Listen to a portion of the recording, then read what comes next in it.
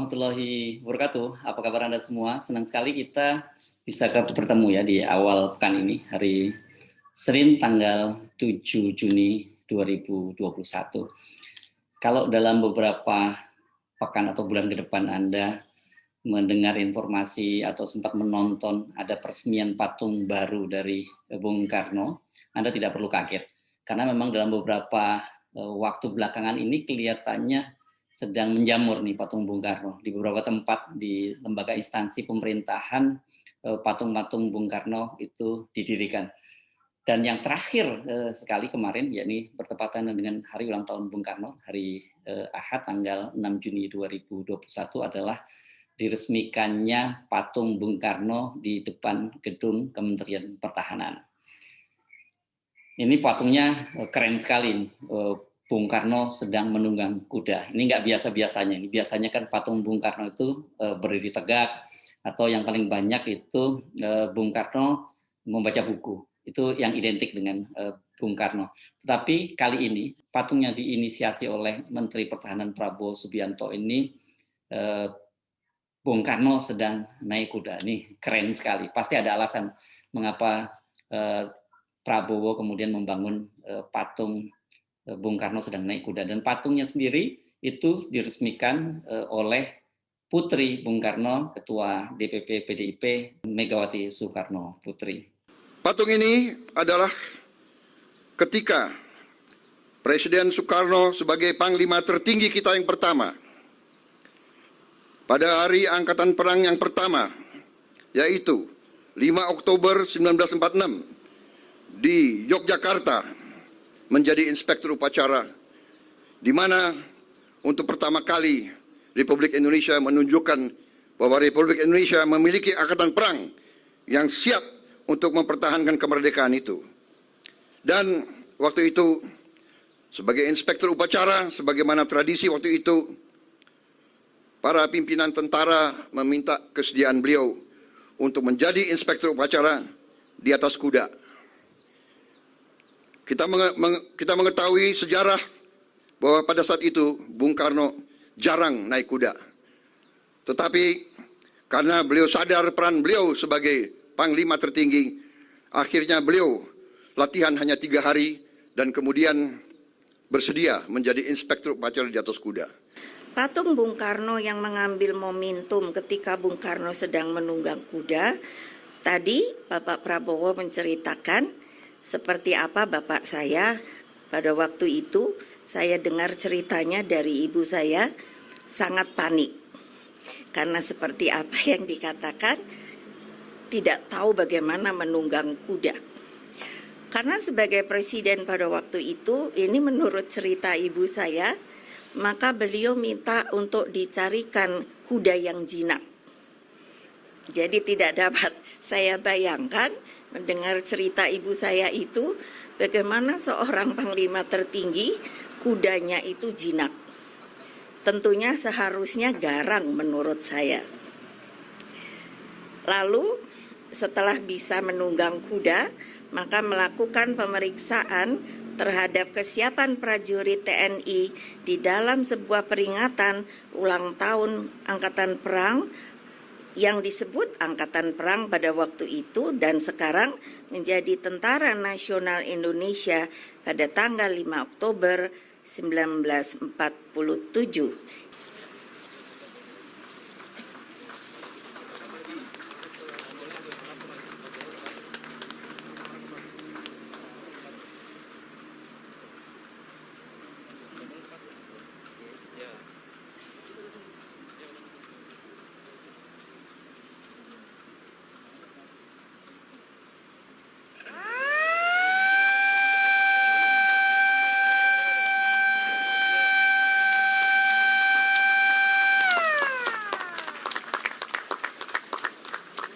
Sebelum Prabowo meresmikan patung ini 2 minggu yang lalu, yakni pada tanggal 20 Mei 2021, bertepatan dengan ulang tahun ke-56 Lemhanas, itu patung Bung Karno juga didirikan di gedung Lemhanas, di depan kantor Lemhanas.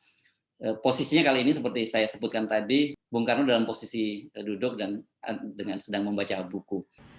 Setelah penandatanganan, kini saatnya kita melihat secara langsung patung Bung Karno yang akan dibuka oleh Ibu Megawati Soekarno Putri.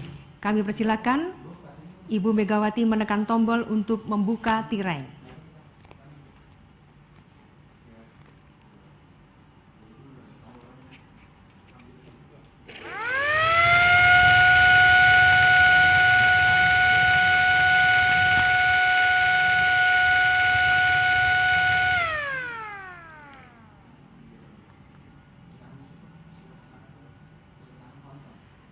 Selanjutnya adalah sesi foto. Untuk sesi pertama, tentu saja banyak orang bertanya-tanya ini apa hubungannya nih kok tiba-tiba di mana-mana banyak sekali patung-patung Bung Karno didirikan. Dan kalau kita kemudian merunut sebelakang sedikit, setahun yang lalu, ini pada bulan Februari tahun 2020, patung Bung Karno juga didirikan di Akademi Militer di Magelang, Jawa Tengah. Dan pada waktu itu yang mendirikan patung adalah Mayor Jenderal TNI Dudung Abdurrahman ketika dia menjabat sebagai Gubernur Akmil. Anda tidak salah, Dudung Abdurrahman ini adalah sekarang berpangkat dengan Jenderal TNI dan menjabat sebagai Pangkostrat. Dudung waktu itu punya alasan mengapa dia membangun patung Bung Karno. Patungnya hanya patung setengah badan dan peresmian juga dihadiri oleh Megawati Soekarno Putri. Menteri Pertahanan Prabowo Subianto juga hadir dan juga Kepala Staf Angkatan Darat Jenderal TNI Andika Perkasa hadir pada waktu peresmian itu. Kita tahu kemudian Dudung, tak lama kemudian, 6 bulan kemudian, pada bulan Agustus, Dudung dipromosikan menjadi Pangdam Jaya. Jadi 6 bulan setelah dia membangun itu, dia dipromosikan menjadi Pangdam Jaya. Apakah itu ada hubungannya? Kita tidak tahu. Tetapi kan orang boleh saja menghubung-hubungkan. Dan Dudung ini ketika menjadi Pangdam Jaya, namanya kemudian mencuat ketika dia turun tangan menertibkan baliho Habib Rizik Syihab. Tak lama kemudian, Dudung meskipun menuai kontroversi, ternyata dia malah mendapat promosi menjadi Pangkostrat. Ini tidak main-main. Jabatan Pangkostrat ini kalau dalam struktur Angkatan Darat, dia orang terkuat kedua setelah Kepala Staf Angkatan Darat. Karena dibandingkan dengan korps lain, Korps Kostrat ini punya pasukan yang paling besar. Dibandingkan Kopassus, misalnya jumlah mereka lebih besar. Dan secara hierarki, pangkatnya juga lebih tinggi dibandingkan dengan Danjen Kopassus. Danjen Kopassus hanya bintang 2, sementara Pangkostrat ini bintang 3. Jadi Anda tidak perlu kaget kalau nanti dalam beberapa waktu yang akan datang, tiba-tiba Dudung dipromosikan menjadi Kepala Staf Angkatan Darat. Mengapa? Karena memang posisinya biasanya banyak sekali mantan Pangkostrat yang kemudian dipromosikan menjadi Kepala Staf Angkatan Darat. Termasuk juga Kepala Staf Angkatan Darat yang sekarang, Jenderal TNI Andika Perkasa, sebelum dia dipromosikan menjadi Kepala Staf Angkatan Darat, dia juga menduduki posisi sebagai Pangkostrat. Apakah ini ada kaitannya antara pembangunan patung Bung Karno dengan promosi jabatan?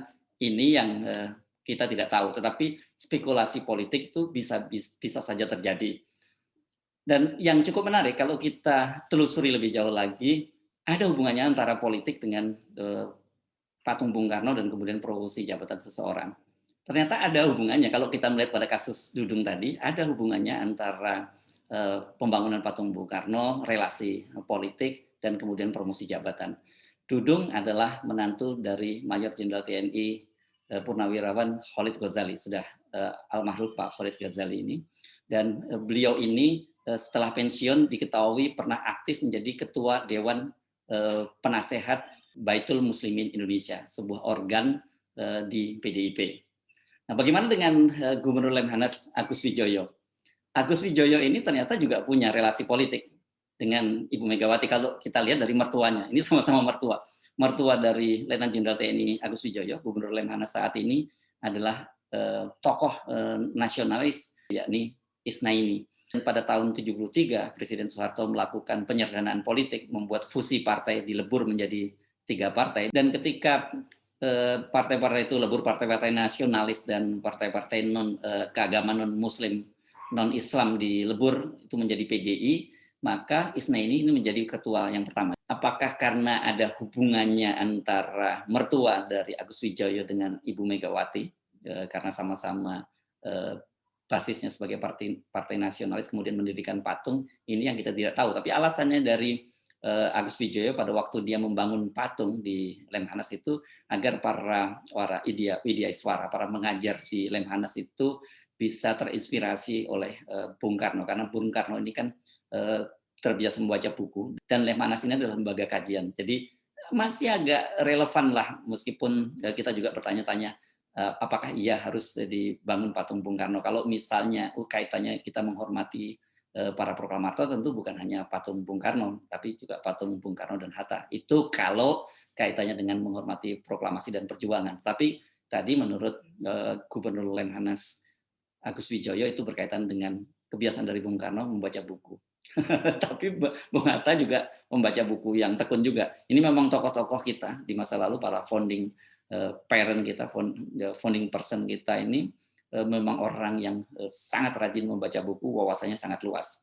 Nah, bagaimana dengan Prabowo? Prabowo kalau kita lihat relasi misalnya ditarik seperti pada Dudung dan Agus Wijoyo, ini tidak ada hubungannya antara orang tua atau mertua dari Prabowo. Bahkan kita catat orang tua dari Prabowo Subianto itu pernah menjadi musuh politik dari Bung Karno. Profesor Sumitro Jayadikusumo ini pernah jadi musuh politik dari Bung Karno. Sempat lari, sempat tinggal di pengasingan cukup lama. Dan sementara mertua dari Pak Prabowo itu, Pak Harto, itu juga pernah menjadi musuh politik dari Ibu Megawati. Tapi itulah namanya politik. Kita tahu kan kemudian bagaimana hubungan antara Pak Prabowo dengan Ibu Megawati sangat dekat. Mereka bahkan pernah berpasangan untuk menjadi presiden dan calon wakil presiden. Tetapi pada Pilpres 2014 mereka kemudian bersimpang jalan. Megawati kemudian mengusung Jokowi dan Prabowo menjadi penantang. Ada ribut-ribut pada waktu itu karena disebut-sebut bahwa ada perjanjian batu tulis di mana dikatakan bahwa ada semacam komitmen pada Pilpres sebelumnya, pada Pilpres 2009, Ibu Megawati akan mendukung Pak Prabowo pada Pilpres berikutnya. Tetapi kita tahu kan kemudian justru Megawati berseberangan dengan Prabowo dan yang terjadilah Prabowo kalah. Pada tahun 2019 kejadiannya berulang kembali. PDIP, Ibu Megawati berseberangan dengan Pak Prabowo yang kembali maju dalam Pilpres 2019 dan kembali dikalahkan oleh Jokowi. Jadi dua kali Prabowo kalah berhadapan dengan jago yang diusung oleh PDIP. Tapi belakangan ini orang banyak menghubungkan kemungkinan Prabowo akan kembali berkoalisi dengan PDIP. Dalam hal ini disebut-sebut bahwa Prabowo kemungkinan besar akan dipasangkan dengan Puan Maharani. Rencana itu juga sudah sampaikan oleh para fungsionaris Gerindra, misalnya Sekjen Partai Gerindra Ahmad Muzani juga pernah menyatakan hal semacam itu. Jadi kemudian orang bertanya-tanya, apakah pembangunan patung di gedung Kemenhan ini bagian dari upaya politik Prabowo untuk mendapatkan berkah dari patung Bung Karno, dalam artian ini mendapat semacam blessing, semacam restu dari Ibu Megawati untuk kemudian maju pada Pilpres 2024 berpasangan dengan Puan Maharani. Ini yang kita belum tahu. Tapi kalkulasi politiknya sekarang ini kan begini. Ada dua isu setidaknya. Satu, ada keinginan untuk mencalonkan kembali Presiden Jokowi 3 periode. Tapi ada juga keinginan di kalangan internal PDI agar yang tampil itu adalah Puan Maharani. Makanya kemudian kita tahu ada ribut-ribut tokoh yang di kalangan internal PDIP yang dianggap bakal menghalangi pencalonan Puan, seperti Ganjar Pranowo ditegur keras karena kelihatan sekali memang dia sedang melakukan branding, mendongkrak popularitas dan elektabilitasnya untuk menjadi capres pada tahun 2024. Kalau itu betul terjadi kan PDIP pasti tidak akan mendukung Jokowi untuk 3 periode karena ini akan menutup peluang Puan Maharani untuk maju. Bagaimana dengan Prabowo sendiri? Kalkulasinya saya kira kalau buat Prabowo jauh lebih menguntungkan bila berkoalisi atau berpasangan dengan Puan Maharani karena dia dipastikan dia akan menjadi calon presiden. Nggak mungkin lah rasanya Prabowo dijadikan wakil dari Puan Maharani. Tapi kalau kemudian skenario Jokowi 3 periode, itu kemungkinan besar yang akan digandeng menjadi calon wakil presidennya Prabowo. Apakah Prabowo masih mau gitu menjadi wakil presiden Jokowi? Karena pada Pilpres 2019 kan sebenarnya juga sejak awal Prabowo itu diajak menjadi wakil atau menjadi cawapres dari Jokowi. Pada waktu itu menolak dan dia kemudian memilih berkompetisi dengan Jokowi. Walaupun kemudian kita sama-sama tahu ketika dia kalah kemudian bergabung menjadi Menteri Pertahanan dari Kabinet Jokowi. Ini kalkulasi politik semacam ini sangat mungkin terjadi dan kita juga sudah tahu bahwa politik disebut sebagai seni tentang kemungkinan. Jadi apapun juga di politik itu bisa sangat mungkin. Satu hal yang kita bisa pastikan sekarang, kalau kita membaca secara politik fenomena pembangunan patung Bung Karno di kantor Kementerian Pertahanan ini adalah upaya dari Prabowo untuk mengambil hati. Prabowo bisa menolak, timnya Prabowo bisa menolak, tapi kita kan tahu Prabowo itu sekarang bukan seorang militer murni lagi. Prabowo adalah seorang politisi. Jadi tentu saja semua langkah-langkahnya itu harus ditafsirkan secara politik. Sekali lagi kita sampaikan bahwa pembangunan patung Bung Karno di gedung Kemenhan ini jangan dilihat hanya semacam pewarisan sejarah atau pewarisan nilai-nilai dari seorang founding person, dari seorang proklamator kepada Bung Karno, kepada bangsa khususnya kalangan di Kementerian Pertahanan. Prabowo adalah seorang politisi, jadi targetnya pasti politis. Yang kita sekarang menjadi pertanyaan, apakah Prabowo bisa berhasil mengulang track yang dilakukan oleh Dudung? Karena tadi Dudung bangun patung Bung Karno sewaktu dia menjadi Gubernur Akmil, 6 bulan kemudian dia dipromosikan menjadi Pangdam Jaya, hanya beberapa bulan kemudian dia juga dipromosikan menjadi Pangkostrat. Apakah dengan pembangunan patung Bung Karno ini kemudian Ibu Mega hatinya luluh dan memberikan tiket pasangan dan putrinya? Ini yang masih kita tunggu. Saya Arif, sampai jumpa. Assalamualaikum warahmatullahi wabarakatuh.